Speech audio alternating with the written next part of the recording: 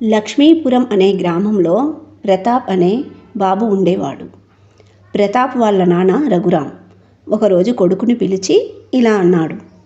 బాబు ప్రతాప్, పక్క ఊరిలో నా స్నేహితుడైన సూర్యం ఇంటికి వెళ్ళి అతడు ఒక బ్యాగును ఇస్తాడు. నువ్వు దానిని తీసుకొని రా అని చెప్పాడు. దానితో ప్రతాప్ తన తండ్రి చెప్తున్న గుర్తుల ప్రకారం అతని స్నేహితుడి ఇంటికి వెళ్ళాడు. ఇంటికి వెళ్ళిన ప్రతాప్తో సూర్యం బ్యాగును ఇస్తూ ఇలా అన్నాడు. నువ్వు వెళ్ళేది అడవి మార్గం కావున వెళ్ళే దారిలో దొంగల బెడద ఎక్కువగా ఉంటుంది. బ్యాగును నువ్వు జాగ్రత్తగా తీసుకువెళ్ళి నీ తండ్రికి ఇవ్వు అని అన్నాడు. దాంతో ప్రతాప్ భయపడుతూనే అడవి మార్గం గుండా నడవడం మొదలుపెట్టాడు. కొద్ది దూరం వెళ్ళాక ఎవరో దొంగ తనని వెంబడిస్తున్నాడని గ్రహించాడు. దాంతో ప్రతాప్ మనసులో ఇలా అనుకున్నాడు.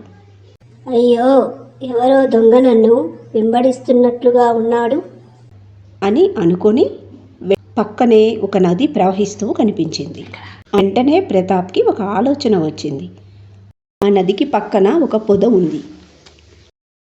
నేను ఆ బ్యాగును ఆ పొదల్లోకి విసిరేసి నదిలో పడిపోయినట్లుగా నటిస్తాను.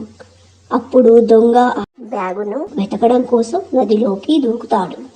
నేను బ్యాగును తీసుకుని ఇక్కడి నుంచి వెళ్ళిపోతాను అని ప్రతాప్ పొదల్లోకి విసిరేసి, అయ్యో నా పెట్టె నీళ్ళల్లో పడిపోయింది అని గట్టిగా అరవడం మొదలుపెట్టాడు.